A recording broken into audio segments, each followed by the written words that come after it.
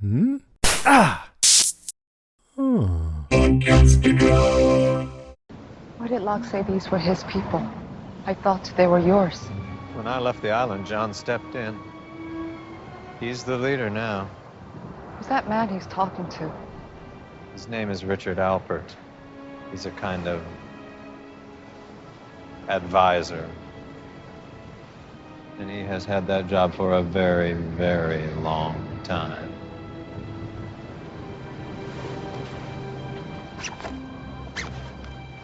Son, what are you... Were you here in 1977? Excuse me? These people. Jack Shepard, Kate Austin, Hugo Reyes. They were here with my husband, Jin Won. Were you here? Do you remember them? Any of them? Yes, I was here 30 years ago. And I do, I remember these people. I remember meeting them very clearly because I watched them all die.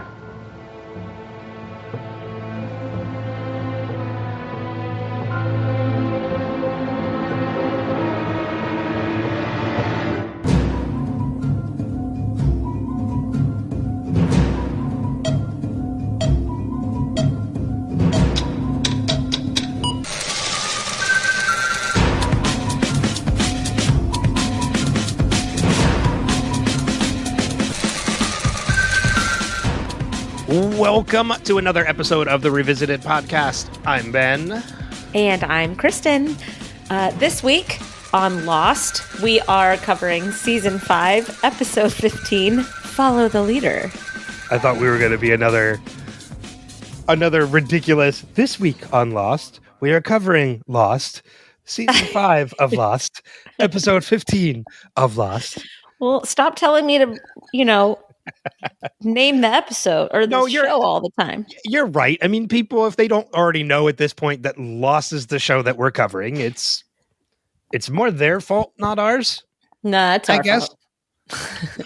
I'll take the blame. It's fine. We'll take the hit. But yes, we are, I don't know. I mean, is this the penultimate of the season?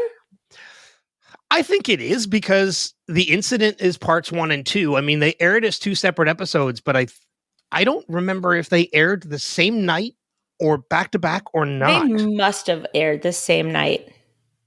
I would think so. I mean, because the way they play, I'm looking right now. Because that was like their whole deal is that they would have 2-hour premieres and 2-hour finales. And 2-hour finales, yeah. Right.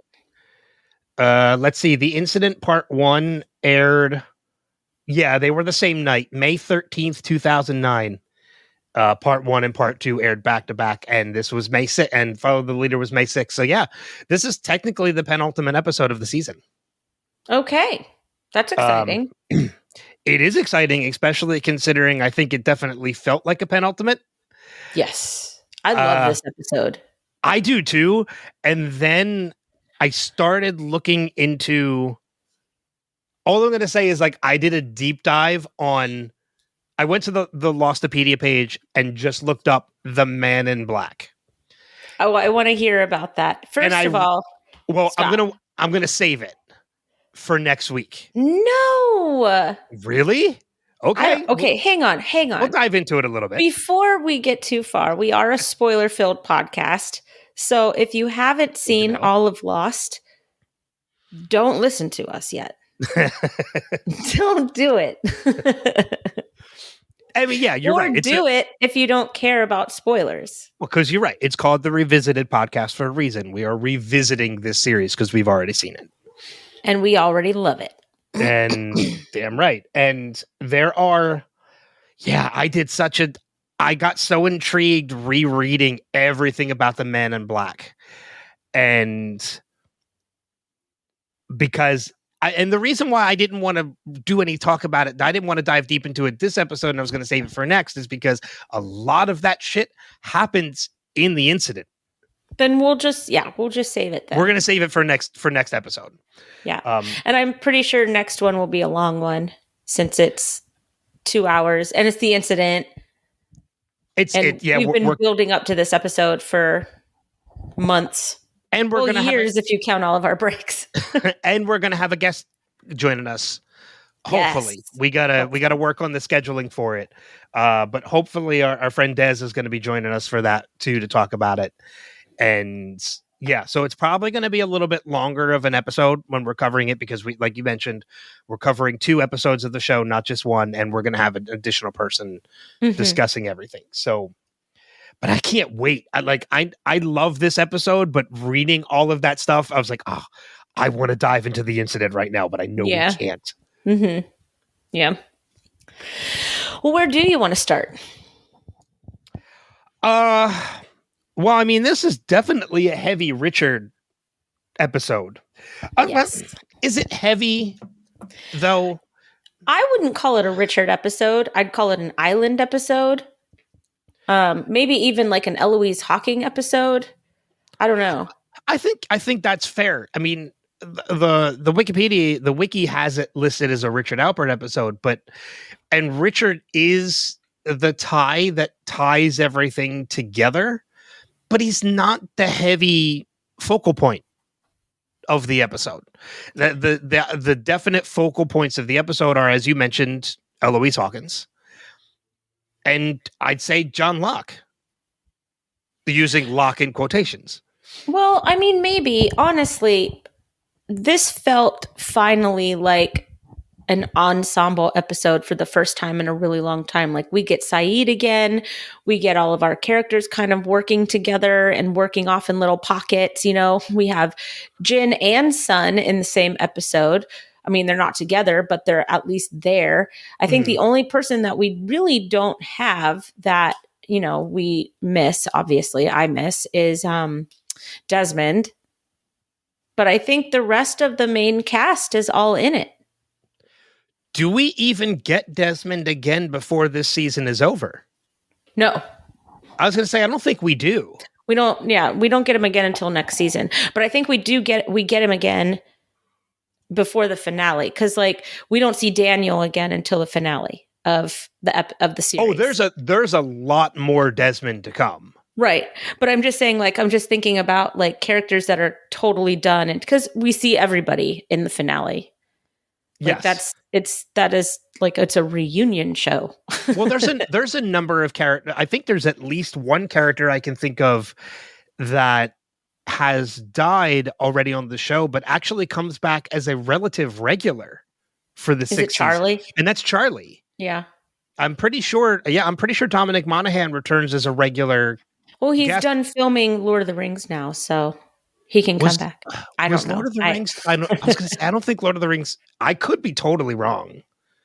That might have been. No, I think it's past Lord of the Rings, because he was so young on Lord of the Rings, and he's much older here. And Lord of the Rings came out like in the early 2000s. It came out in the early 2000s, which means that they were filming it probably they were already in the late done. 90s. Yeah, because Lord of the Rings was 3 years. I remember distinctly going every year, because it was every year they released another one, because Peter Jackson filmed them all at the same time. Yeah. Right. And the first one was released in 2001, so they were already done filming at that point. Yeah. So yeah, he was already Lord of the Rings famous by the time. Yeah, I remember. I think he's one of the reasons why I started watching the show, because I was like, hey, that's awesome. It's Mary. And so I was like, yeah, let's watch this. But I'm pretty sure Charlie returns as a regular character in season 6 for the Flash Sideways. I can't wait for Flash Sideways to start happening. I really can't, because it's such a trip. You know, this episode is a trip. Like, first of all, before we start talking about other stuff, well, we're supposed to talk about Follow the Leader. Can we actually start with the watch? Oh no, the compass. Because that damn compass comes back into view again. The compass comes back, and that is one of my notes. But I want to jump back real quick just to the title of the episode, Follow the Leader, because I'm really questioning, who is that in this episode?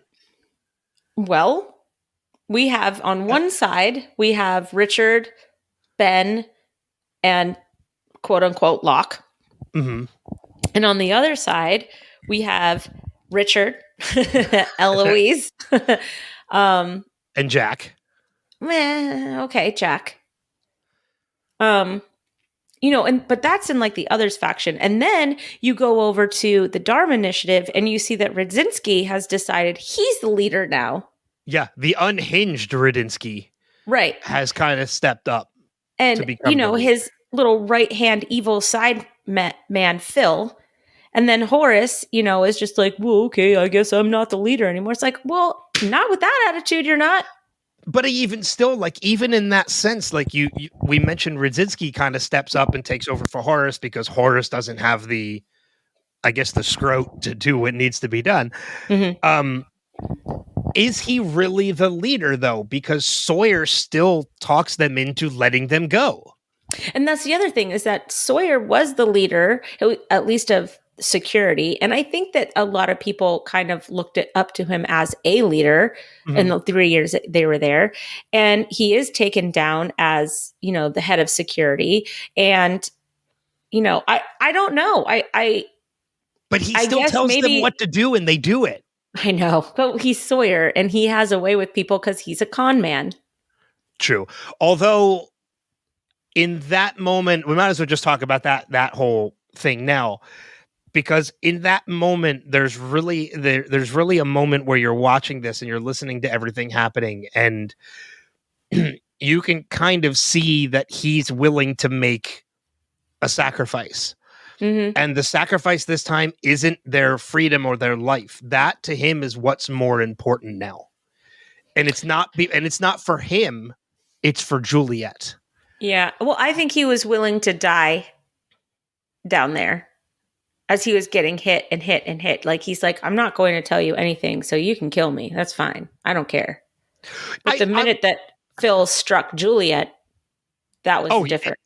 Everything changed when Phil struck Juliet. And I think it kind of changed before that, actually. I think there's a moment, like, you're right. I fully agree. He was willing to die. He was going to take as many hits as it took to... He was never going to break. No matter what they did to him, he was never going to break. Mm-hmm. I totally agree. When Phil hits Juliet, everything changes. But I think it kind of leans towards that even before that. When Juliet is pleading to them, like, you know us. You've known us for 3 years. We're good people. And I think even then it might even sink in with Sawyer that this is what's important to her. She cares about this. Mm-hmm. But then when Phil says, like, I know how to make him talk, and strikes Juliet, well, now you've kind of you've rattled the cage at that point. Wait, and he poked the bear, and you don't poke the Sawyer bear. You just don't poke the Sawyer bear. And I could just see Horace being like, oh no, am I on the wrong side? Am I the bad guy? Are we the bad guys? I could see that with Horace. I mean, Radzinski's unhinged. Like, there's no... He thinks what he's doing is right.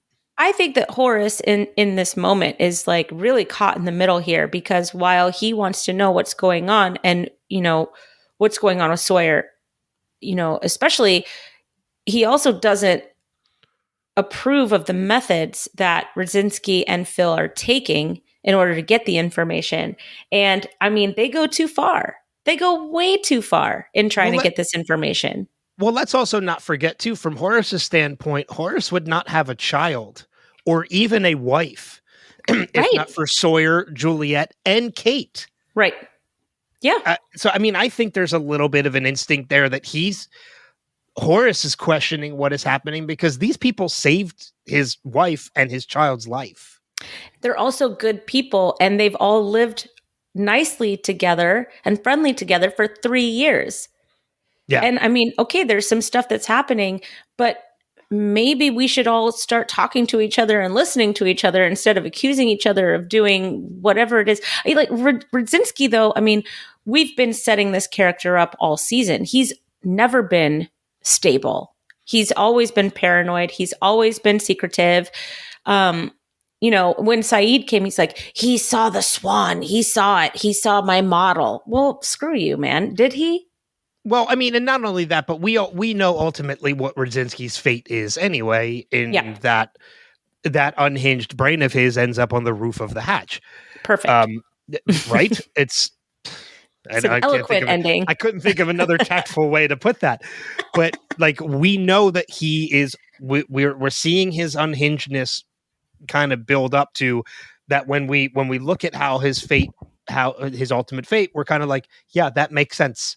Yeah. Like he's going to go a little crazy because he's already going down that road. But he's also it's all that radiation he's been around. Well, that's the other thing too. He's also kind of an outsider to the group. He doesn't necessarily see the good things that Sawyer and Juliet have done because he's not part of Dharmaville. He's kind of on the outskirts. He's in another place. His only connection to Sawyer or LaFleur is when they are making patrol visits or something has to be done. Phil, on the other hand, it's weird because when you look at Horace, you look at Radzinski, and you look at Phil. Horace is kind of being held back because, as we mentioned, he's got a connection. He sees the good people that they are. He's saved their life. He's saved his wife. He saved his child. He's got a more positive connection. Radzinski's an outsider. He sees things. He's kind of disconnected from everything. Phil's looking at this as a perspective of revenge. Like he's taking back, like he's acting out on the fact that he's been tied up and struck and being held captive by these two people. So he's more on, in my opinion, he's acting out of vengeance.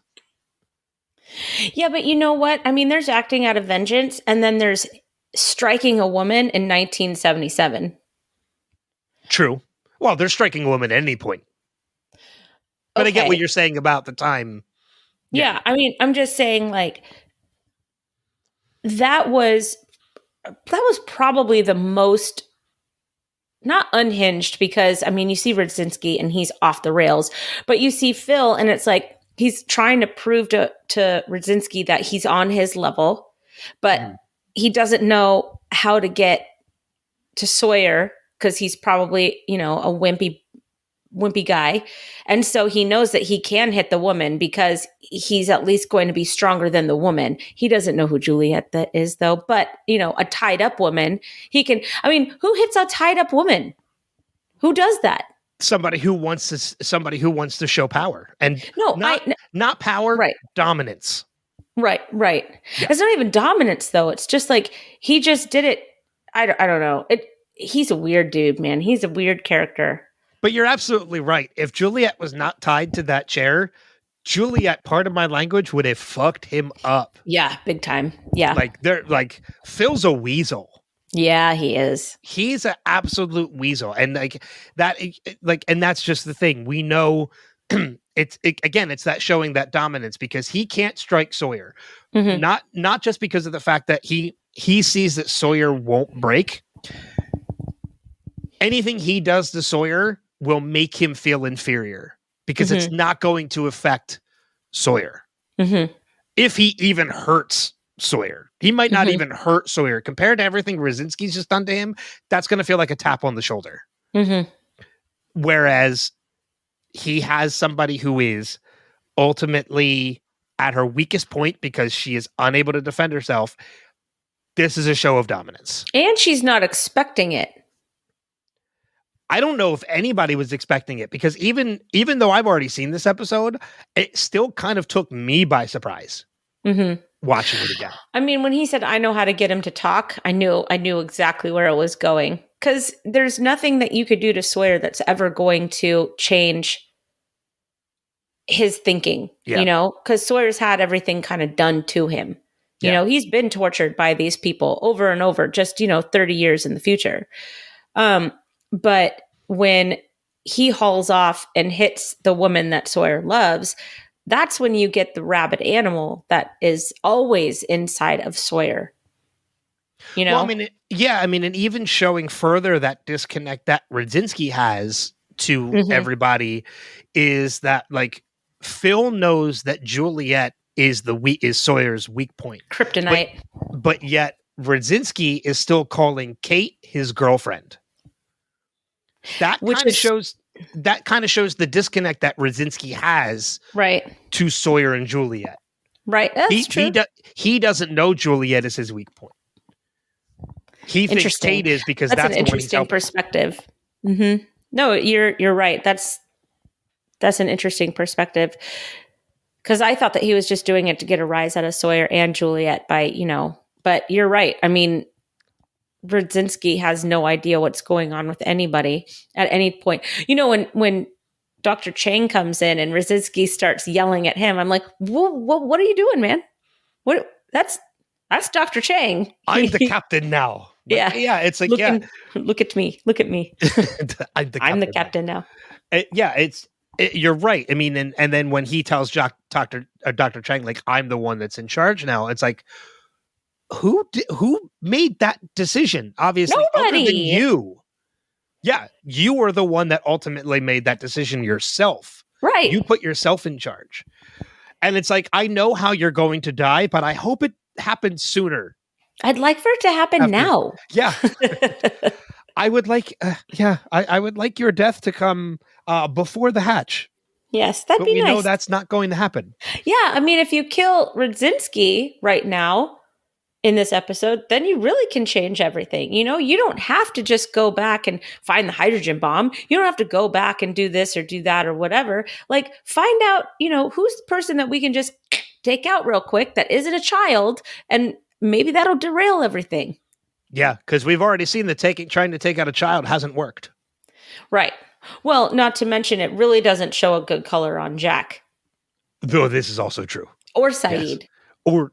Or anybody for that matter. I mean, it's... Which also leads me to talk about Jack for a moment, if you don't mind. Yeah, go for it. So he's sitting there and he's in the bushes with Kate, and he's like, well, what if this is exactly how we change everything? What if, what Daniel is saying we have to do, blah, blah, blah.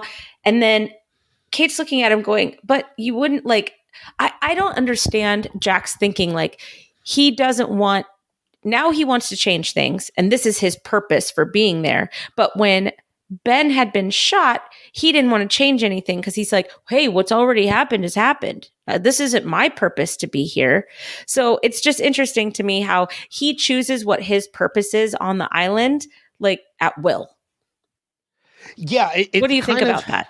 I agree. It's kind of, I hate making this comparison because it might turn some of the viewers away. And if it does, I apologize. But it's kind of like people who follow religion and the Bible. It's kind of like you can't pick and choose what you want to follow. It's all or nothing.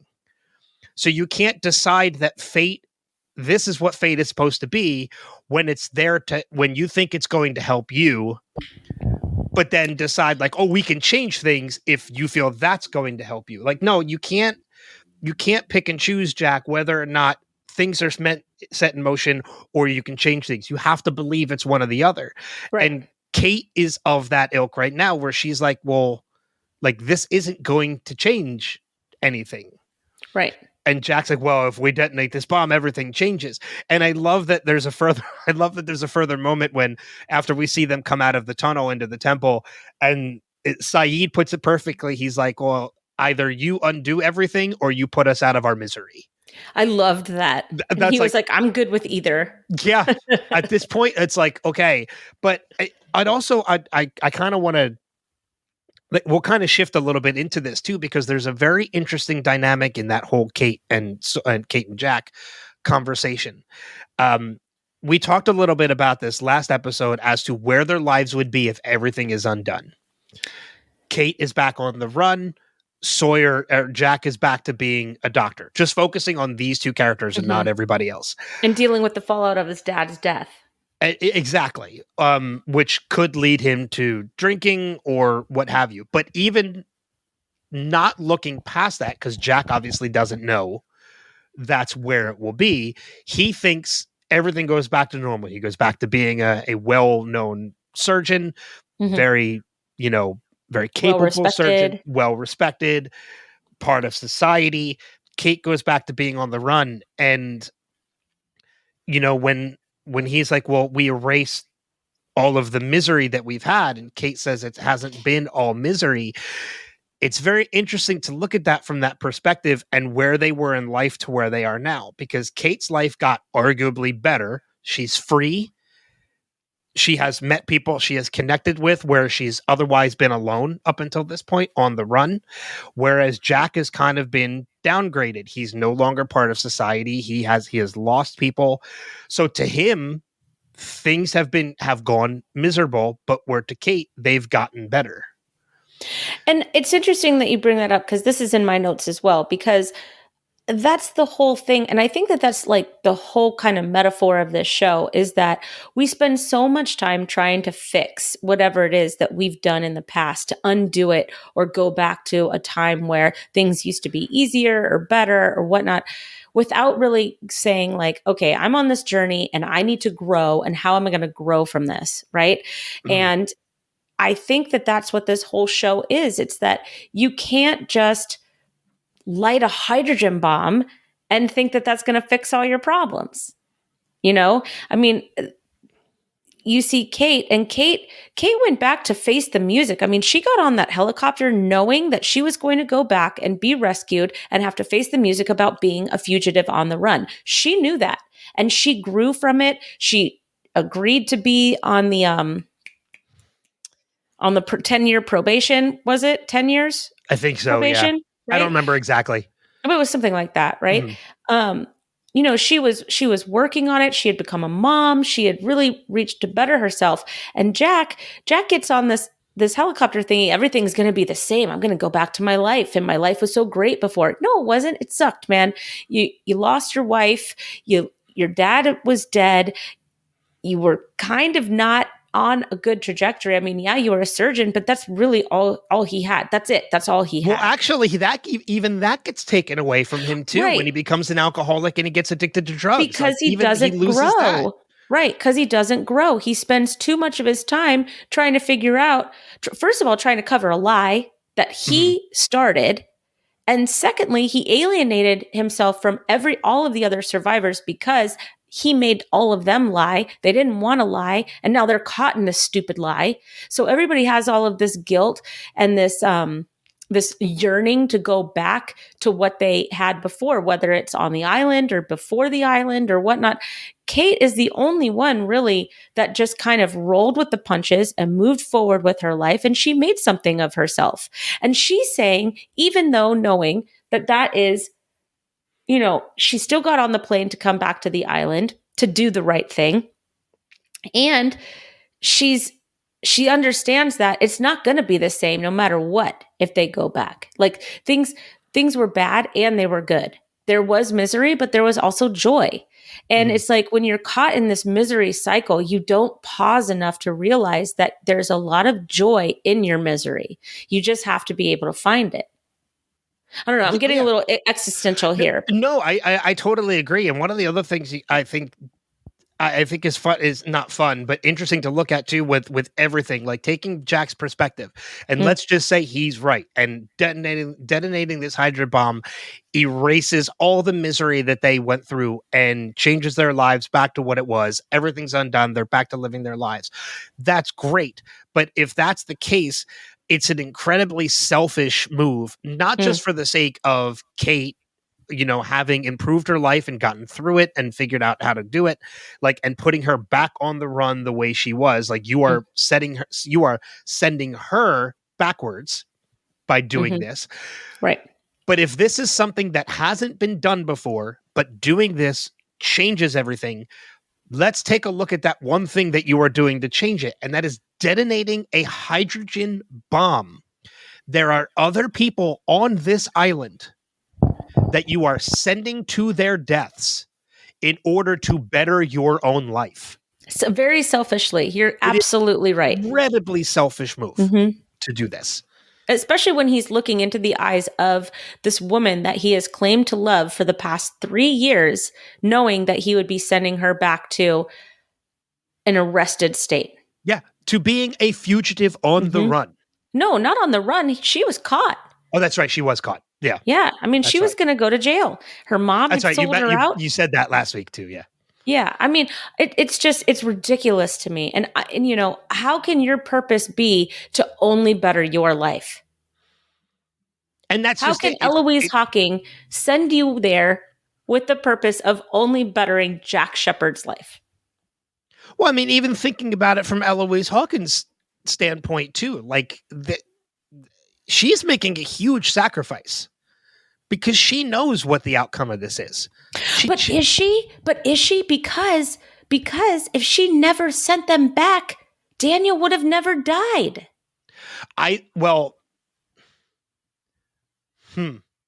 Yeah, that's interesting because you're right. If she didn't send them back, but see, here's the thing though. Again, it's this vicious circle which is going to send us back to the compass because the compass. Oh no, we're getting to the compass. The compass is the circle. I mean, it's basically the circle. And then we're just seeing everything from a larger perspective outside of the compass as a bigger circle. But it is that circle where, okay, if she doesn't send them back, my son doesn't die. But what changes? Like the changes could be even more, they could be even more drastic than they are.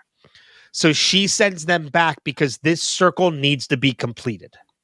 Yeah, but Daniel is already on the island. So he gets back to the island and Jack and Kate can't take him to go see the others or the hostels or Eloise or whatnot because there's no one to take him there.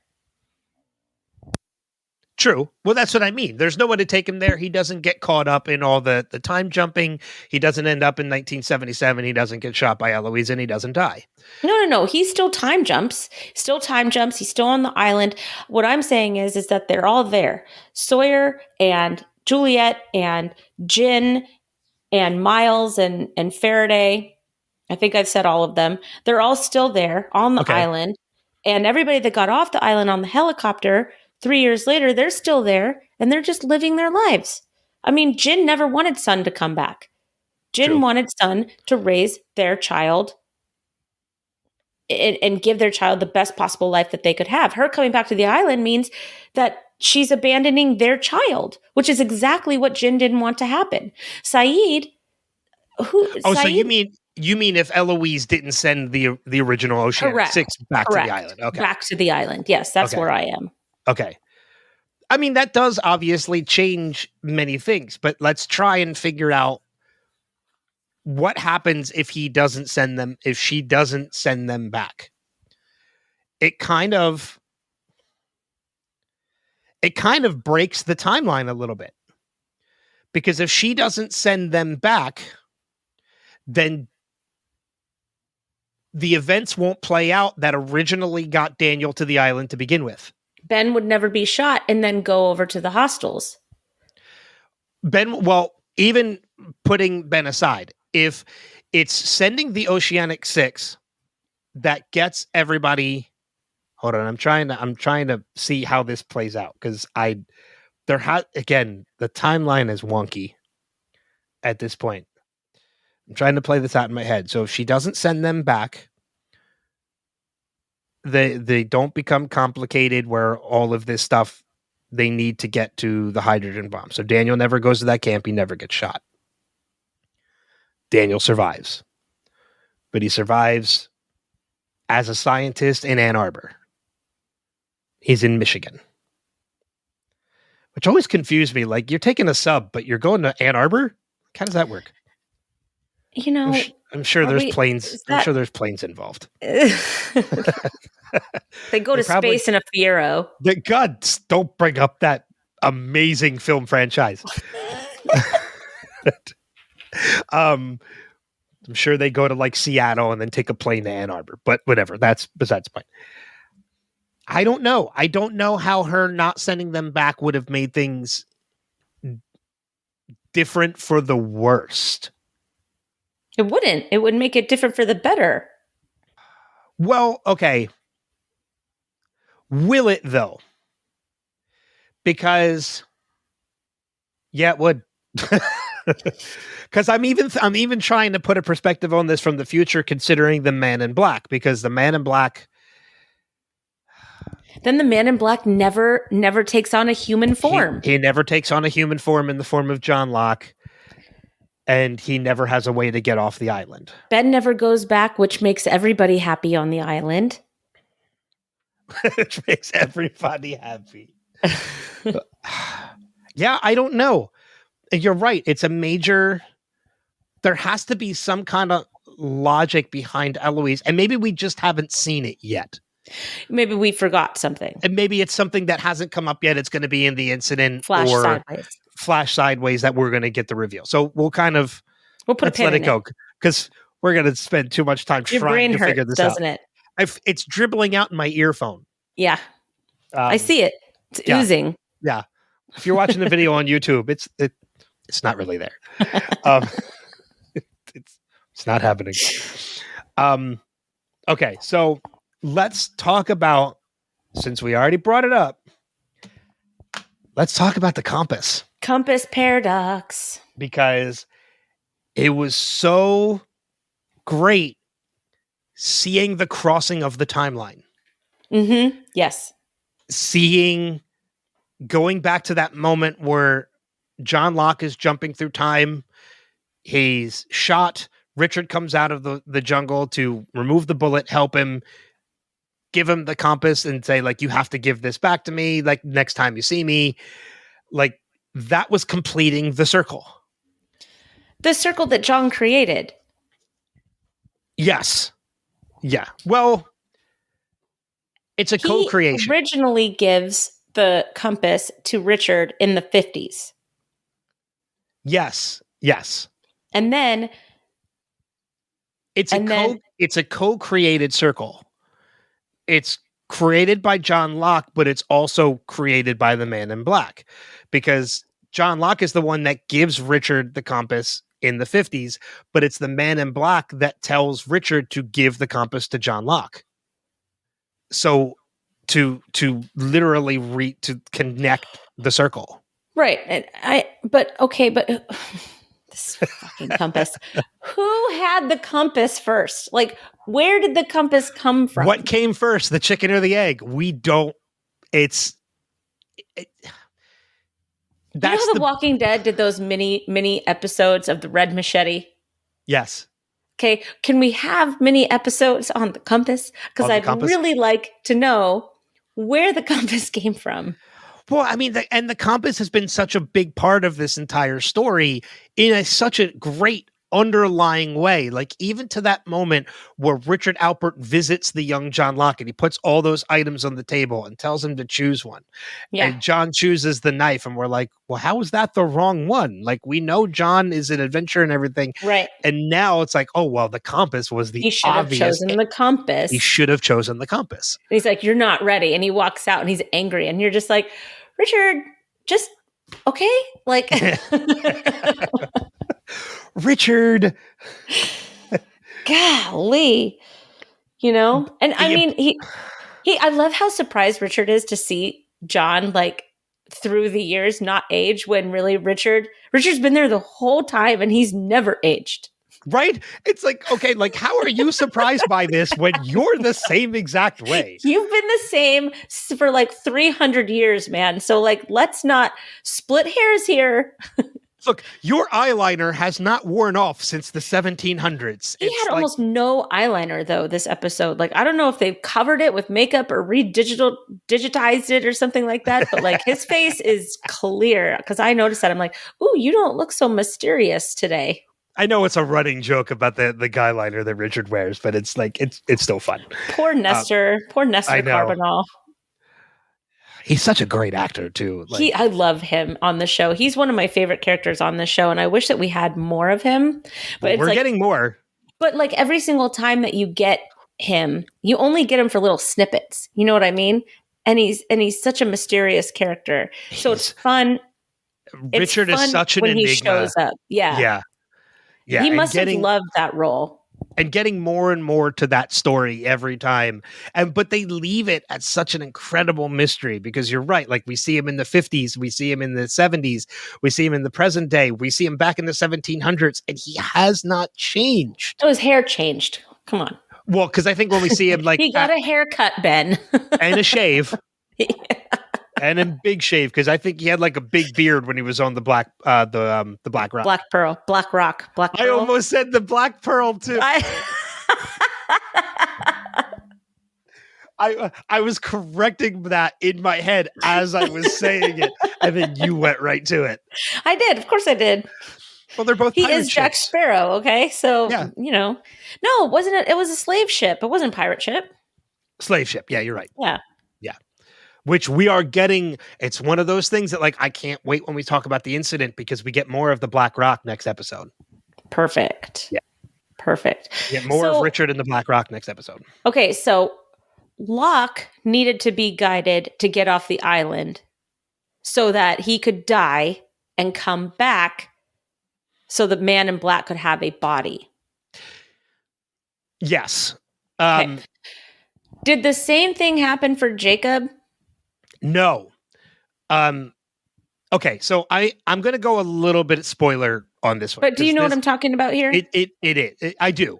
Okay. I'm going to go spoiler a little bit on this one, and I will dive a little bit into what I learned. Podcast, Ben. But I'm gonna dive a little bit more into what I learned about the Man in Black, and I think it does come in the incident. I think is when we get it. The thing behind the Man in Black is that he and Jacob are brothers. Right. Jacob is put in charge of the heart of the island by their mother. Right. The Man in Black takes offense to that, attempts to kill Jacob, but in return, Jacob is killed in a physical form. And that is when the black smoke monster releases. And it's basically the conscience of the Man in Black is the black smoke monster. Wait, you said Jacob gets killed. Not Jacob, the Man in Black. There you go. So the black smoke monster is the consciousness right. of the Man in Black. Which we've already talked about and we already know. Exactly. Jacob basically curses the Man in Black and tells him that he is never allowed to leave the island. And the Man in Black tells him, I will find a loophole. And he finds the loophole. I will find the loophole to not only leave this island, but to also kill you.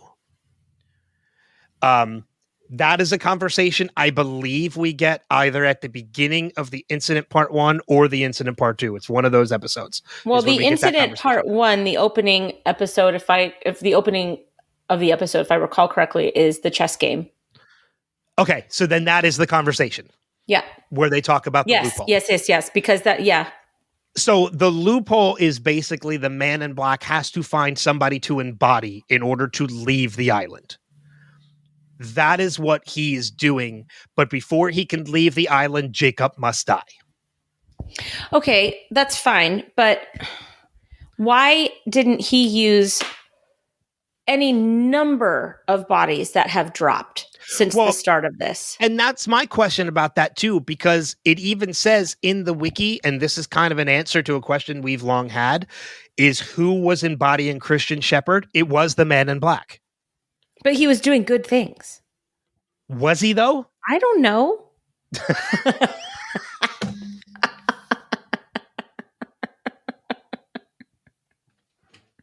You were so quick on that. It's like, he was doing good things. Was he, though? I don't know. Because I didn't want you to ask me to back it up. No, I wasn't going to ask you to back it up. It's just yes, you did when you said, is he, though? That's you saying, back it up. But, I mean...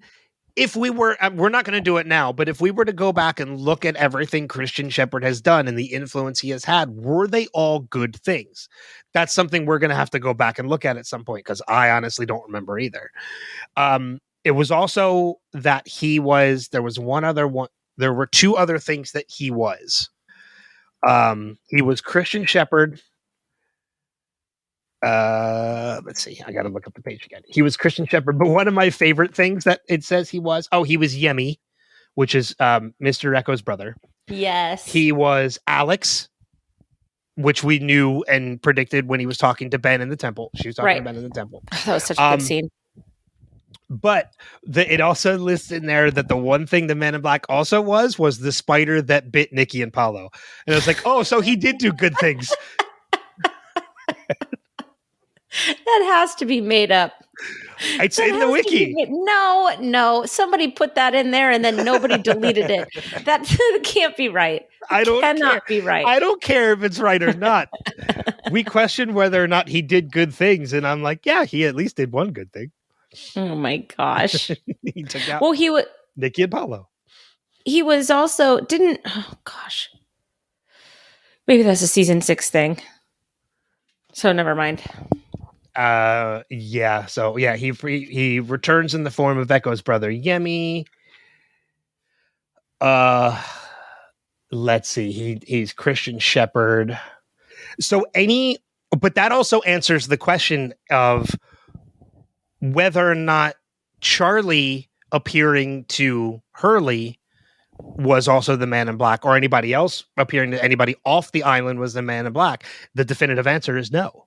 Because he can't leave the island. He cannot leave the island. So it had to have been Jacob. It has to be Jacob. Okay. Yes.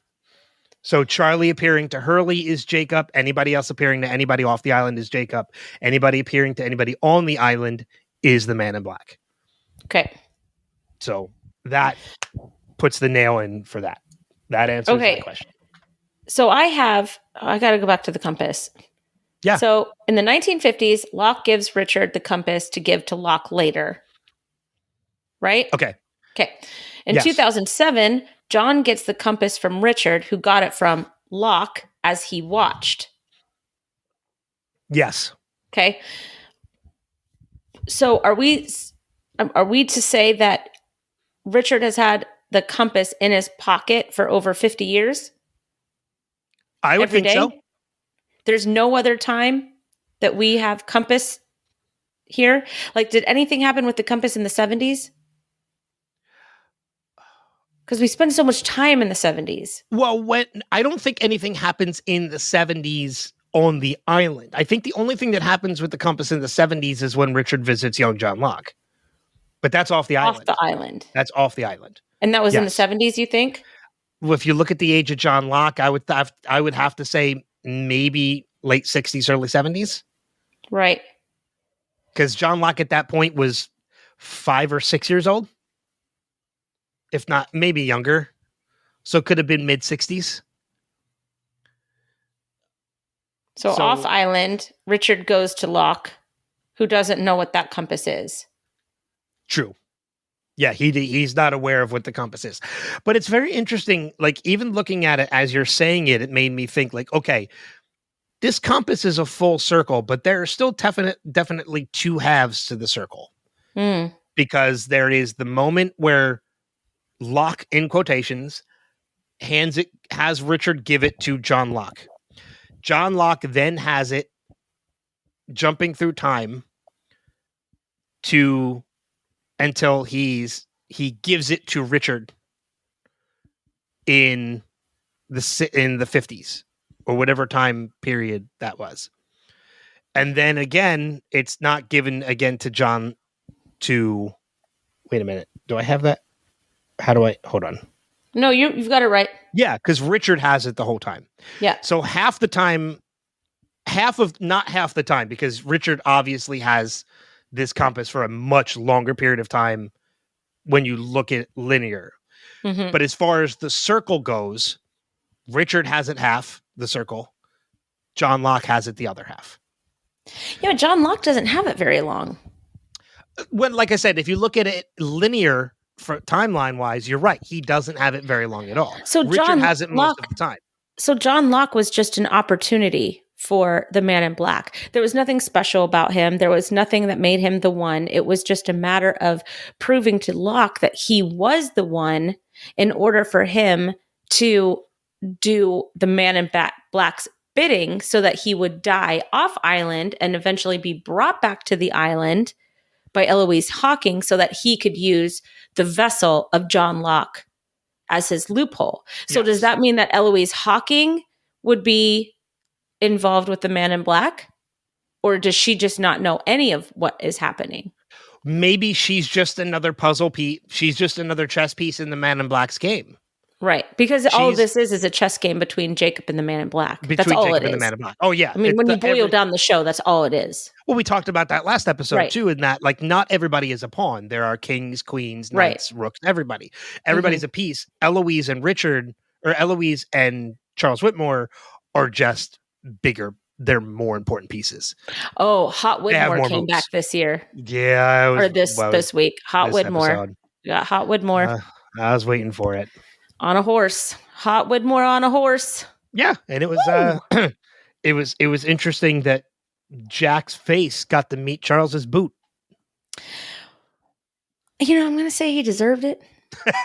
I Oh, don't know. speaking of faces being all bloodied up, did you notice that Sawyer's face was completely healed by the time he was on the submarine? They probably washed his face.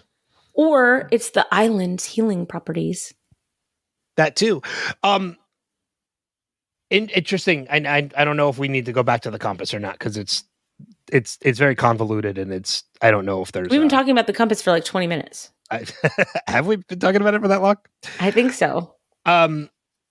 Yeah, it's actually the very first note I have is Jack's face meets Whitmore's boot. It's awesome. Right? There's a couple lines of dialogue in this episode that I thought were really interesting. Okay. Because some of them kind of have double meanings now. What? Lost has double meanings? I know. Who would have thought? Oh my gosh. This is a major plot twist. Well, one line in particular, I think, has a double meaning. So obviously, so the episode we see in the beginning of the episode, Ben and Son and John Locke, quote unquote John Locke, walk into Richard's camp, and Son is questioning Richard about, like, she has the picture of all of them from the 70s, and he tells them, like, you know, I watched them all die, and it's like, okay, now we're on, like, let's get this story rolling, because what do you mean by that? What are you talking about? Exactly. I mean, and that could very clearly be like they disappeared, like the incident happened, they're all assumed to be dead, right? To them, but I was reading in the trivia today that there is, I don't know if it's a deleted scene or if it's still there, because I don't remember, of course, like pockets of the next season, that there is a shot of Richard watching a huge bright white light that envelops the hydrogen bomb going off. And I'm thinking to myself, I mean, there's a way out to that. Nobody died in that if you have that huge bright light, because that's the huge bright light is also, I mean, it's a hydrogen bomb, but it's also how they were skipping through time a lot. So you never really know. Well, that's what is my point. But if that's and I could see why that scene might have been deleted, is because it could be very confusing as to what that is. Because it makes it vague. It does. It makes it very vague. Right. I mean, we've seen bright white lights before, and it's usually a release of that electromagnetic energy just surging out, which would kind of, I think, maybe make it easier to understand what happened to them. Like, it's not a hydrogen bomb that goes off, it's just the energy was released. So maybe they took it out because they wanted to add a little bit of mystery to it. Like, okay, what happened? Because if you keep that in, it's like, oh, well, it was just the electromagnetic energy was released. Right. So, but there's, I love the moment where Richard says to John Locke, there's something different about you, because he knows. But the line that I think has a little bit of double meaning, Ben comes walking up and Richard's like, what is he doing here? Locke replies, he helped me get back. Which I think there's a little bit of double meaning in that, because one, there's the most obvious one in that he helped him get back to the island. He helped like John Locke, not quote John Locke. He helped John Locke get back to the island. But since we know he's not John Locke, and we will soon learn that he's not John Locke, he is the physical embodiment of, he's actually not even like, and when we say physical embodiment, like, he's not even possessing John Locke. He's just taking the form of John Locke. Right. Because we're going to see the real John Locke in the finale. But like, when he's speaking from the Man in Black's perspective, he helped me get back. Right. Meaning physical form. I did like that line for that reason. I thought that was great. And what do you think, like, if Ben knew that killing John Locke meant that the Man in Black would be using John Locke's body, Ben would never have done that. because he was a soldier for Jacob as far as he was concerned. Well, it's very interesting that you bring that up, because if you think about that, I don't think Ben knows who the Man in Black is. I don't even think he knows the Man in Black even exists. I think Ben thinks he knows a lot more than he knows. Yeah, but remember, in the conversation between Ben and quote unquote John Locke fully calls out Ben in that Ben has never met Jacob. They've never met. Well, nobody's ever seen Jacob. I think that's the whole thing. Richard has. Okay. Richard, and I think some of Richard's people have absolutely met Jacob. Because we do know that Jacob, we were going to find out in the finale, Jacob does exist. He is a real person. Well, right. That actor will forever be Jacob to me. Even though he's only in 2 episodes, which sucks. He's only in the finale, which sucks. No, we see him a little bit. So many episodes. There's the episodes where he's flashback form. Yeah, where he's crossing, where he's, connecting with all of the different. Well, that's what I mean. Characters. In flashback form, he's in a bunch of episodes. Yeah. As far as present day, spoiler, Jacob dies in the finale. That's fine. Jacob needed to die. But again, like the fact that Ben has never met Jacob, you're right. Ben leads on that he knows more than he actually does. So from that point of view, I don't even think Richard. Oh no, Richard does know the Man in Black exists. We'll find that out in the finale. But short of Richard and Jacob, I don't think anybody really knows the Man in Black actually exists. Because as far as many people are concerned, he's dead. Right. So I don't think knowing what if Ben knew that would have changed anything, only because he doesn't know who the Man in Black is. But what I'm saying is he's not a threat. If he knew who it was and what he was, I don't know that he would be on board with any of what he's been doing. You know what I mean? I don't think he would, because Ben is fully on board that he feels he is a guardian of that island. Right, but he unleashes the smoke monster. So he does a lot of the Man in Black's bidding without even knowing that that's what he's doing. Exactly. Which is so he's a pawn. But having never met Jacob, is he a guardian of the island, or was he always the Man in Black's pawn? That's a good question. I know, it's a great question. I don't know the answer to that question. At least at this moment, I don't. Because there are definitely things about the incident I don't remember. I'm excited. I am too. Because there's going to be a lot of answers to questions. The other thing that I did read in the wiki about the Man in Black that I will reveal now, because it's not a spoiler for the episode, but to everybody out there, and you and I have I know we've changed a couple people's minds about this, but about the whole, like, the writers never knew where they were going and all of this stuff.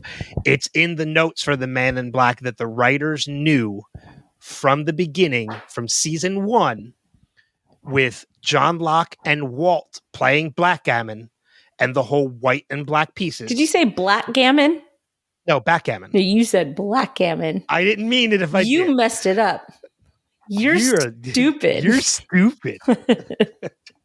But the writers, they do say, the writers do note that from that first season moment with Walt and John playing backgammon, and the conversation of the white and some dark pieces, it was always in it was always in the plan that light and dark were going to be physical embodiments of people.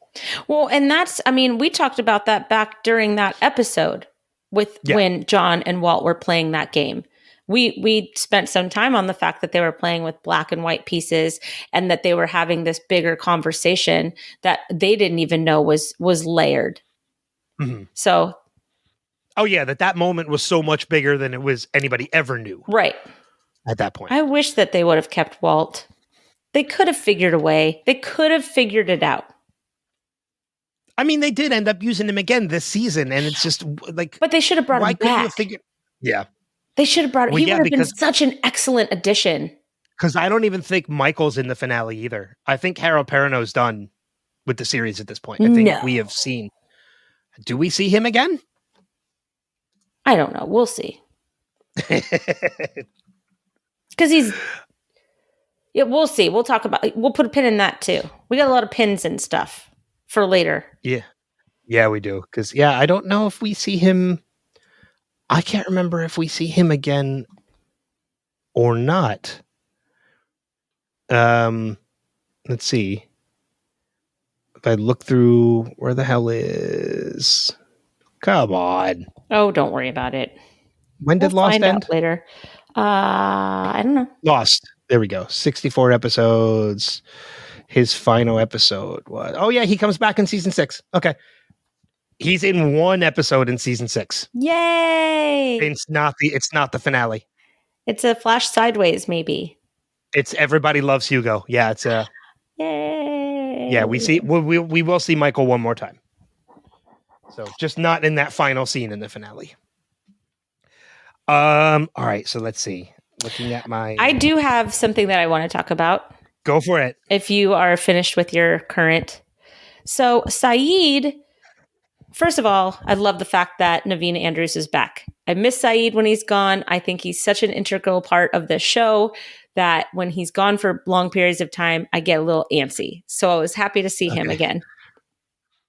He had an interesting line in this episode where he asked why he trusted Eloise. And Jack said because she told them how they can get back to the island. Well, I don't know. I see that Saeed is dubious to this, and I completely agree. I'm completely on Saeed's side with this because it's, okay, well, she showed you how to get back to the island. We ended up in a different decade. Everything's going wrong. Daniel Faraday is now dead. Ben's not dead. We have to go, explode a hydrogen bomb with past Eloise. Like, everything is not, like, how can you trust anything that Eloise is doing for a bigger picture? Because it seems that Eloise was doing some, like, I still don't know what Eloise was doing, getting everybody back to the island just so she could kill her son, because she knew that she was going to kill her son.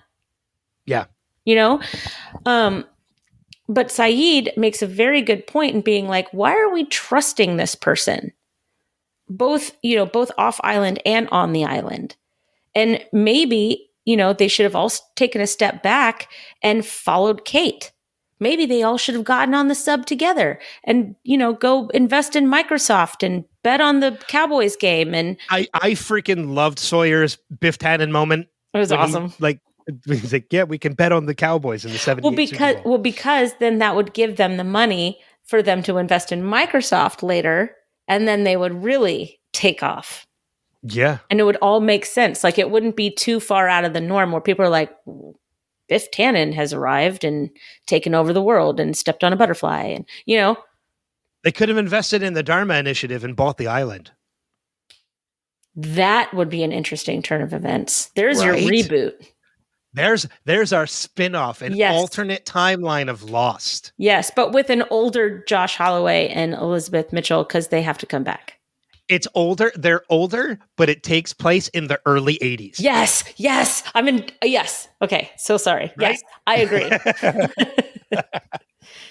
It takes place in the early to mid 80s. Yes. Mm-hmm. Let's write it and send it into Fox. We're just going to get Josh Holloway on the podcast and pitch it to him. Yes. Yeah. Yeah. He'd be here's your reboot, ABC. He'll be like, no. Now give us Disney money to make this happen. No, I won't call. If I'm asking Josh Holloway for anything, I won't call any back. Yeah, I know you were disappointed when that show went away.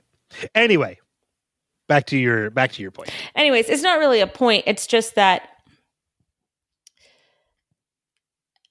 it's just that I agree with Saeed in the fact that I don't understand why Jack is putting so much trust into this woman. What do you think about that? No, I agree with that. And it kind of even makes a little sense too, because there is a moment in that whole conversation with Jack and Kate where Jack calls out Kate. She's like, you know who you sound like.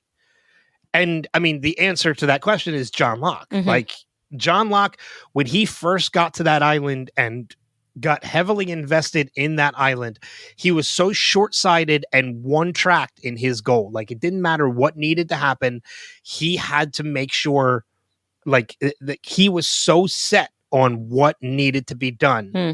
And that's how Jack is now. Jack has become, we talked about this a couple He's episodes now the ago. man of faith. He's the man of faith. He is the new John Locke, because Right. John Locke is dead. Right. Maybe John Locke dead. has inhabited Jack's body. Wouldn't that be interesting? The invasion of the island snatchers. So the island Jack body Shepherd snatchers. is the one that's actually dead. Ooh, there we go. There's your because- movie. I smell a second spinoff.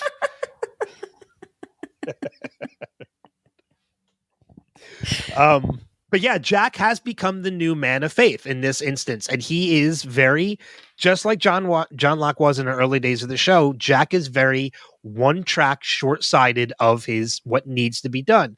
The only difference is that this time around, the path that Jack wants to take, unlike John's, is, as we mentioned, it is incredibly selfish. It's more for himself. As much as he probably refuses to admit it, I think it's more for himself than anybody else. Hit the button. Oh, I didn't have it prepared, but it's Jack just sucks. There we go. Thank you, Steve. Yeah. You said hit the button. I almost hit. Bullshit. But yeah, and some people might argue that like, no, Jack is genuinely trying to help people. And I think in his own mind, he really is. But when you look at it from a larger perspective, as we did earlier, it is incredibly selfish. Yes. Not only are you sending Kate back to a life she doesn't want to be a part of and was incredibly miserable, but you are condemning other people that you don't know to death. Mm-hmm. It's an incredibly selfish move. Yep. I completely agree. Agree. It's a Ben Linus move. It really is, Yeah. because think about it. And not only is it incredibly selfish, he is so blind to that.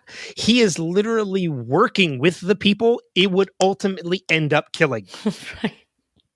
He's working with Eloise. He's working with Richard. He's working with Charles Whitmore. These people are not going to survive a hydrogen bomb detonated on that island. Right. You are ultimately... So, if you're selling it to Eloise that, like, if we can set this bomb off, then your son never comes to the island and you never kill him. Yeah, that's because you're killing Eloise. Yeah, but his thought process is that it's not killing everybody if it's setting the timeline back in order. It's putting everything back into place. That's his reasoning. That's his reasoning, but he's not realizing that, yes, it changes their timeline, but for everybody else, it's their present. It's okay. like they can die. Yeah. Well, then, because even as what Daniel happens says, then? Because even as that's what I mean. Because then Penny is never born. Penny is that's what I mean. Like, that's why he's so blinded by this, that if the setting off that hydrogen bomb is going to kill Eloise, which means Daniel's never even forget coming to the island. He's never born. I think that Eloise is pregnant with him. Oh, she definitely is. Because then that moment when he's touching her stomach, he's touching her stomach. Yeah, yep. You saw that too. I did. She's absolutely pregnant with Daniel at that time. So weird to be pregnant with the kid that you just killed. You just murdered. I don't know what I would. That is too much for my tiny brain. It is, but like, I think that's one of the reasons why Eloise is so desperate to help them. Is because she thinks she is so confused yet distraught, learning all of this, knowing that the man she killed is her son. How is this in my handwriting when I haven't written it? Well, that's because you haven't written it yet. It's such this wibbly wobbly, timey wimey, to quote Doctor Who, moment of the timeline, that she's distraught over murdering her son, that she's confused of how this is her son, that she's totally believing Jack. And it's interesting that she doesn't tell Charles any of this. Well, because I don't think she wants even the chance of Charles that can stop her. No, but she doesn't say, like, this is our son dead on the floor. Well, because I don't think Charles will believe it. I guess. And she probably knows that. Yeah, but if she opens up the journal and sees her handwriting and shows it to him. And then, like there's a sequence of events that could happen to get him on board. But this is probably the beginning of the end of their relationship, because she probably becomes so singularly fixed on this moment in her life and righting that wrong. And Charles probably is like, I can't do this anymore. I got to walk away. That starts their divide. Yeah. It's interesting to me too that, like I mentioned, how like if you are to set off a hydrogen bomb on this island, these islands are not that large. They're large, but they're not that large that, like, even if they survive the blast, there will be fallout. Right. So nobody on this island is going to be immune from this hydrogen bomb. And like, it's like, okay, like, yes, if I follow this man and I help him get this bomb, setting off this bomb sets their timeline right. She's not even thinking that, well, wait, I'm not going to survive this. Like, that's how blind to everything she is. Right. But also, so is Jack. Right. I mean, and maybe the writers were kind of like, oh, it's suspended belief. It's a TV show. Like, some of these people will survive this. No, in reality, nobody is surviving this on that island. Nobody. Right. A hydrogen bomb detonated on this island will literally vaporize most of the island. Right. Yeah, you're completely right. There's no more Dharma Initiative. There's no more PR Chang. I almost said PF Chang's after that, which is a restaurant. I like PF Chang's. I do too. There's Pierre no more Pierre Chang. There's no more others. There's nothing. Well, Miles gets to live. Miles does get to live. Miles is the only one that gets to live. And Jacob might survive. Because there's something otherworldly about Jacob. Right. But I don't even think Richard would survive this. Who knows? He might. has magic in him. But I mean, there's just so many repercussions of this that they're not taking into account. Right. Right. By doing this. Well, Kate walked away. Oh, well. And I think that's one of the reasons why she got on the sub too. She went back to Dartmouthville to be put on that sub. No, she didn't want to get on the sub. She wanted to go and save everybody else and get them out. I don't think she wanted to go on the sub. Well, but everybody else was already being evacuated. Right. I don't think she knew by going back to Dartmouthville she would be put on that sub. But I think at that point in time, she's okay with it. Yeah, well, she knows what's coming. Yeah. You're right. Like Kate, like when the moment they captured her, they put her on the sub, she's thinking the same thing. Get me off this island.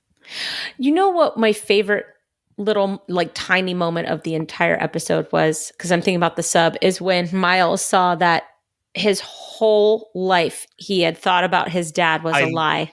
I loved that. Mm-hmm. Realizing, like, when he sees his dad yelling at his mom, because that's what his mom has told him. Because she never understood why. Nope.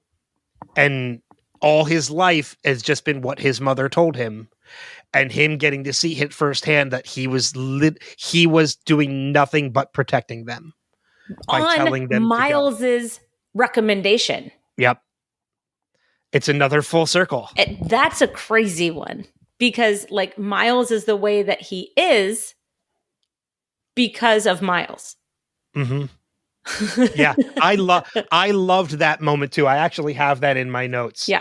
That Chang follows Hurley, and they get and Miles realizes why his father left. I love it because of Miles. Yeah. Let me see. What else do I have in my notes? So there's a moment in this episode, and it's not just this episode, but anytime I see this in any television series or movie or whatever, I get so much anxiety from long swims underwater. Me too, man. Me too. I don't like it. I start to get nervous. Yeah. I'm totally with you on this. I get So much anxiety. So when Eloise is saying like, just follow Richard, there's an opening in the rocks, and Jack's like he's taking in this deep breaths. I'm like, no man, nope, no way, nope. Like I'll stay here. You can go. I'm not swimming to where I don't know where I'm going. Right, exactly. And Richard left a long time ago. He's already halfway under. Right, exactly. Like, there's no lights under the water. Just be like, Eloise, how about if you going? go and I'll go right under you? Yeah. Yeah, exactly. Like, can we tie a rope to your ankle and I'll just follow you? Yeah. Like, no, Richard's already gone. You go and I'll follow you because you're right here. And they're swimming in their shoes and their extra clothing. And, look, I'm totally with you on this. None of it makes sense. I get so much anxiety from scenes like that. Yeah. And then have you ever watched stuff like that and tried to hold your breath the whole time? I used to when I was younger, but now I realize that like it's never that amount of time. It's always longer. Yeah. So I'm like, oh, this is probably cut down. I'm not even going to try. Yeah. To do this now. Well, it's like because he goes through the thing and you see the light and you're like, okay, there's a light. It's like right there. But he goes through another tunnel and I'm just like, okay, this is where I start to panic. Like, what am I supposed to do? And then he swims up and you see him swimming up and you're like, go, keep going, please. Just get out of the damn water already. Put your head above the water. And then he comes up and goes, me feel better. But when he comes up, he goes, that was a lot longer than I thought it was going to be. I'm like, why did you do it? It's like, no, like I'm like, you've just filled me with so much anxiety watching you do this. Yeah. And that does not come easy. That does not happen easily with me. Well, and you're going to swim slower in all the clothing and shoes that you're in. And you're swimming blind. Right. Even if you can open your eyes underwater, you're still swimming blind. Right. Right. Because like even, follow Richard. Okay, I can't see him. Where is Richard? Yeah, what rocks? What rocks are you? There's an opening at the rocks at the bottom. Well, what rocks? What bottom? Where? Yeah. And it's just that anxiety of, I know he's going to get to the other side because I've seen this, but what if he doesn't? Right. I know he has plot armor and everything, but what if he doesn't? What if he doesn't make it this time? That's like whenever I watch Romeo and Juliet, I'm like, okay, maybe they're going to live at the end. Maybe. Right? maybe Jack will get on the door with her this time. It's never going to change, but there's always that little part of you that's like, well, maybe this time will be different. Oh my gosh. And it's our fault. It really is. It really is our fault. It's our own damn fault. I think I only really have two other notes. Unless you have anything else that you kind of want to dive into a little bit. I don't. I hit everything. The only other notes I have are when Jack and Kate are taken captive and they're brought into the others' camp. It really makes me question who's in charge, because in that moment, it seems like Eloise is. Oh, yeah. I believe it seems that like Eloise is the one in charge. I think that even if she wasn't in charge, now that she's carrying Charles's baby, she's in charge of Charles, which makes her in charge. Oh, God. I know. I heard it. Let's move past it. Let's move past it. I heard it. Now I got the theme song stuck in my head. Don't do it. Moving on. Yeah, I mean, but like, and it makes you question, like, okay, like what makes them in charge? Because Richard obviously has been there longer than anybody. Let it go. Moving on. Yeah. Richard has been there longer than anybody. So why is Eloise the one that's in power? But I mean, again, because I don't think that Richard was ever a leader. Ever. Well, he's always been second in command or something like that. Well, even Ben says it when he's talking to Son about when Son's questioning who is that. Like he's like he is an advisor. Right. That's a position he's had for a very long time. So maybe that's just it. Maybe he's just there more he's the information guy. He's Google. He's Island Google. There you go. Yeah. Yeah. He's the Grand Vizier or the Viceroy. He's not the king. He's Right. the accolade or the whatever you want to call him. He's an advisor. He doesn't make the decisions. He is But he Alexander has Hamilton to George Washington. There you go. Puts together the National Treasury, all of that good stuff. But he has made decisions on behalf of the others before. He's the one that decides to bring Ben in to save him. So he does have some power. I think that he has final say on things when situations are tense. Yeah. And there's a respect level there that, okay, Richard has finalized this, so that's what we're going to go with. If Richard decided this is what we're doing, then we're going to go with it. Right. So maybe he is the de facto leader, but he just lets other people think that they're leading. He relinquishes power. He shares the power. Yeah. Well, he's the ultimate leader. By not leading, he's the ultimate leader. True. And that ultimately is kind of what Hurley is in the end as well. Yeah. Okay. We've solved Lost. We don't need to cover any more episodes. Nope, we're done. It out. It's been fun. Let's figure out the next show we're going to do. Bye. The only other note I have too is we do have a little bit clearer definition of the timeline as to how long Dharma has been on the island. And it comes from a conversation where Eloise says, when I was 17, I ran into this young man who told me to bury the bomb. And we did. But now there is an entire village on top of it. So if you look at the age of what the actress was at that time, because I did. She was, at the time they recorded that, at the time they filmed that, she was 40 years old. I don't think she looks 40. So I'm going to say probably maybe mid 30s is what we're meant to believe Eloise is. Okay. At that time. In the 70s. So in the 70s, she's mid 30s. So let's just say 37 to play it safe, which means 20 years have passed since they buried the bomb. Dharma wasn't there the whole time. So that gives us a clear picture that quite possibly Dharma has been there for, I'd say, no more than 10 to 15 years. I would agree with that. Yeah. Yeah. I would definitely agree with that. That Dharma has only, And Rudzinski's only been there for like half of that. Well, yeah, because I don't think they've all been there from the beginning. No, I was just making a joke because Rudzinski sucks. Oh, well, yeah, he does. He absolutely does. But yeah, I think we get a little bit of better timeline that Dharma has been there maybe since the 60s. Okay. I would agree with that. They arrived, and that's when they started doing their research. Okay. Fair. So that is it I have on my end for the notes. Me too. So that leads us into feedback for the episode, which, of course, again, we always encourage you guys to leave us feedback for the episodes or previous episodes or future episodes. Doesn't matter.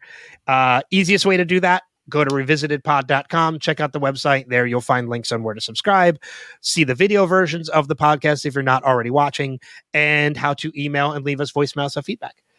And on that note, we got a voicemail from our friend Steve, as we always do, but Des actually left us feedback for last episode. I have that.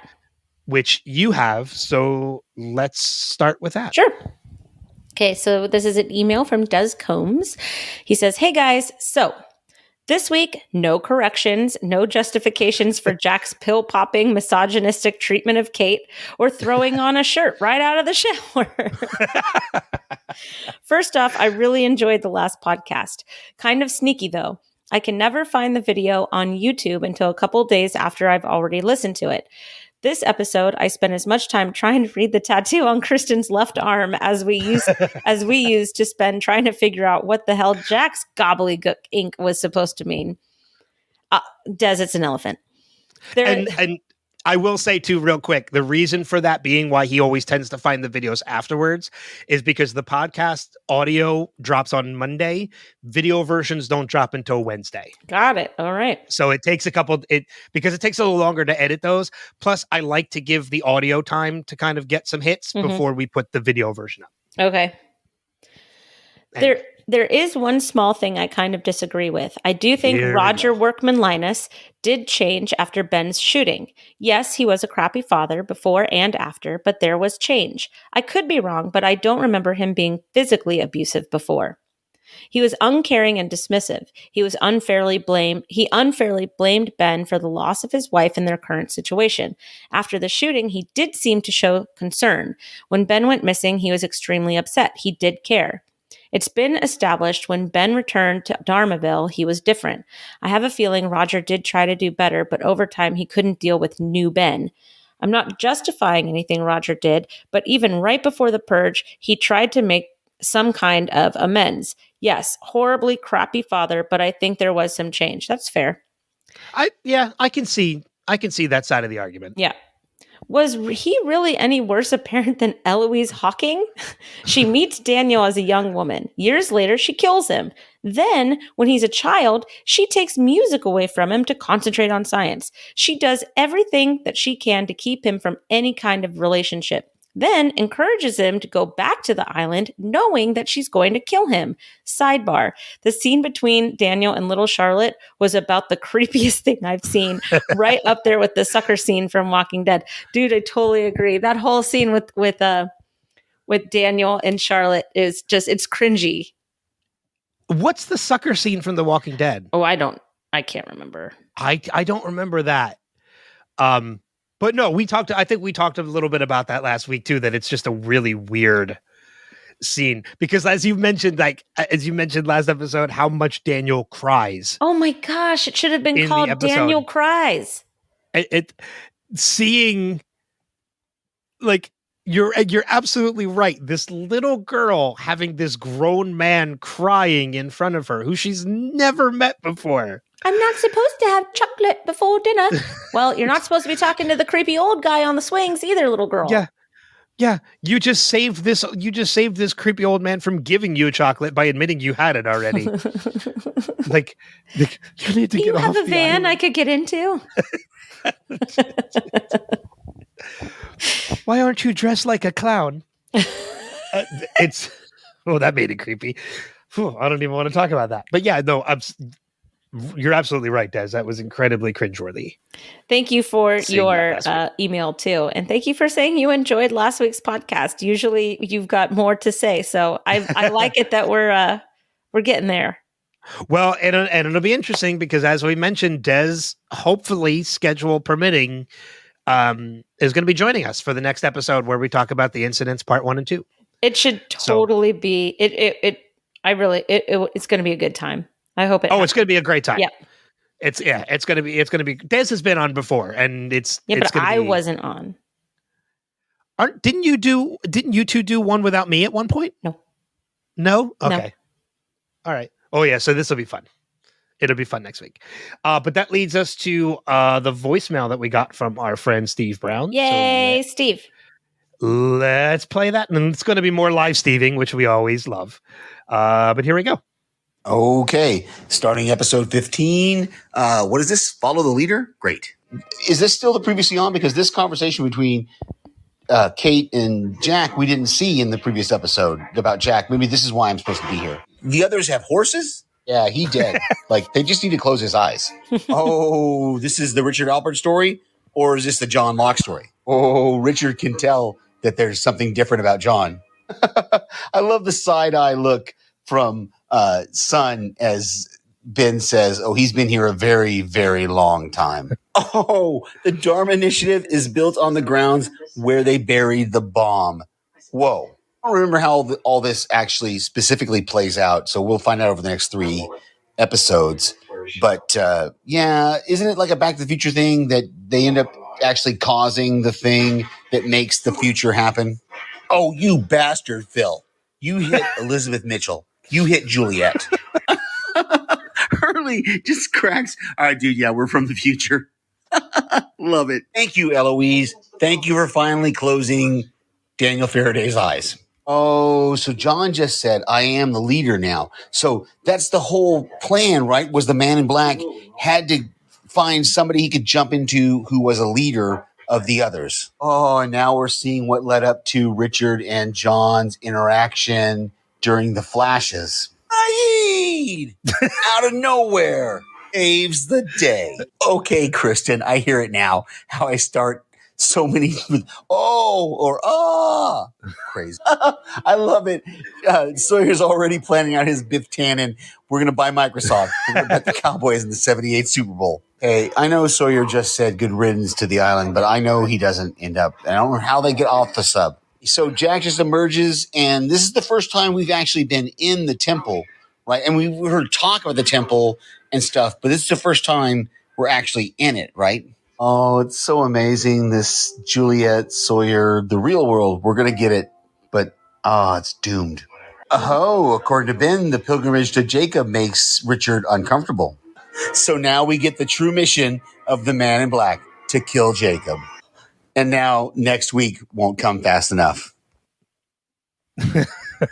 Thanks, Steve. I love how into it Steve is, because he was one of the doubtful ones at the beginning, and I'm so glad that he hears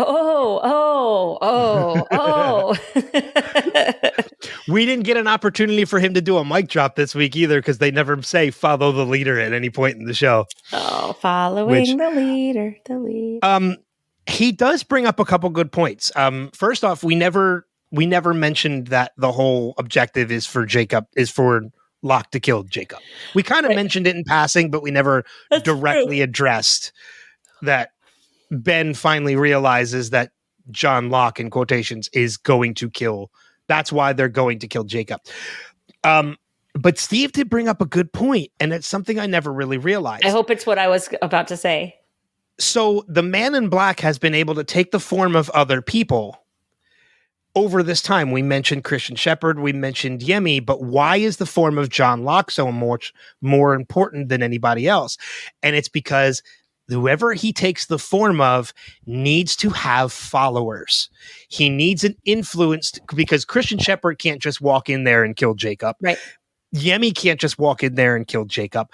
John Locke can have people lead him to Jacob, because John Locke is a leader, or he was a leader. Okay, but that makes more sense with the compass too, because a Man in Black had to spend all that time setting up the fact that John was destined to be the leader when he showed up. And that makes everything kind of fall into place. So Steve, thank you so much. Thank you so much. That was such a good piece of analysis. It makes us realize how much more important John Locke was than any other form that he has taken. Right. 100%. Like, other than Christian, other than Yemi, like anybody. This is why John was so important. Right. And taking the form of John was so important. I'm stoked about this. Yeah, it was a great call, Steve. And thank you for mentioning that on the voicemail too, because it kind of clicked in my head when you said that. I was like, oh yeah. All right. That makes sense. The other thing that he mentioned in the voicemail too that we didn't mention was that scene with Hurley and Pierre Chang, when he's like, when were you born? So you're 50 years, or you're 40 years old. He's like, yeah. Who's the president? All right, dude, you got us. We're from the future. We're totally from the future. It's like when Thor in Endgame when he's like, totally from the future. I love it because Hurley did absolutely no research into any kind of a backstory. Oh, no, because remember, those were all the questions he was worried about when he got there. He's like, I don't know what year I was born. I don't know who the president is. and then he never bothers to look into it at all. No, because he just was like, I'm in the kitchens. Life is good. He's like, who? So that means you fought in the Korean War. That's not a thing yet.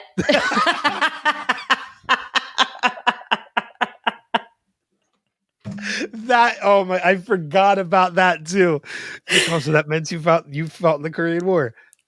That's not a thing. Like, I just who's the president? Yeah, we're totally from the future. Yeah, we're totally from the future. God, I love Hurley so much. Yeah. Well, he's what everybody wants to say in those moments. He's such a great character. I agree.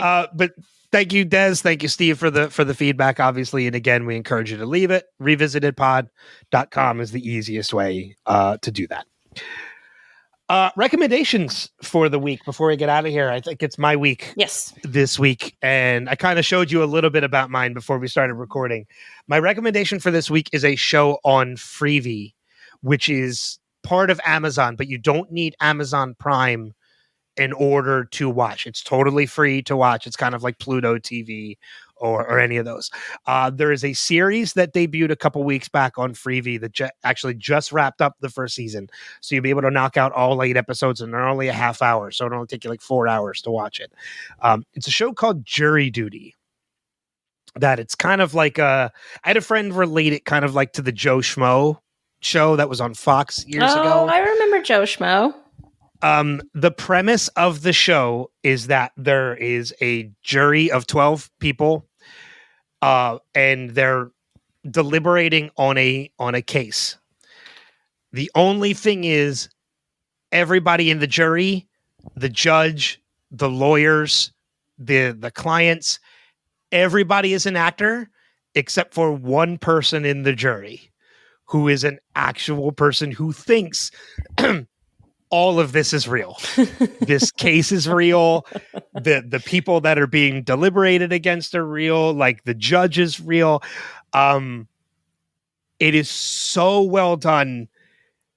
And there's a lot of improv involved because everything is obviously one take because they can't yell cut at any point because this guy believes it all to be real. James Marsden, who you would know from Westworld or Cyclops from the X-Men movies, is one of the jury. He is one of the jurors. He plays this incredibly outrageous version of himself that is absolutely hysterical. But one of the other really cool things about it too is how realistic it is because yes, everybody is an actor, but all the lawyers and like the DA, they are actual lawyers who went and became actors. That's awesome. The judge is somebody who used to be an actual judge and became an actor. Actually, the judge is comedian Ike Barinholtz's father, who is... He was an actual, and might still be an actual judge, but does acting on the side. Oh, that's awesome. So they are people that absolutely know the law. They know what they're talking about. They're able to bring reality to all of this. Right. And it is just, it's so incredibly well done. It's incredibly funny. It's completely ridiculous. So Jury Duty on Freevee. If you haven't heard of it or haven't had a chance to check it out, go to Amazon, look it up. Again, you don't need Prime. It's totally free to watch. And it's only 8 episodes. And I was totally in on this from the first episode. I love it. It's so ridiculous. Any final notes before we wrap this up? No, I'm good, actually. Cool. Yeah. So next episode, The Incident Part 1 and Part 2. We're going to cover both episodes in the same episode of the podcast. Hopefully with our friend Des joining us as a guest. But I think that's it. So with that being said, thank you for listening. Thank you for watching. Thank you for being a part of everything. But until you next time. Jesus. Nicely done. Already ruined it. But until next time, we'll see you guys further on down that rabbit hole. Take care. Bye-bye.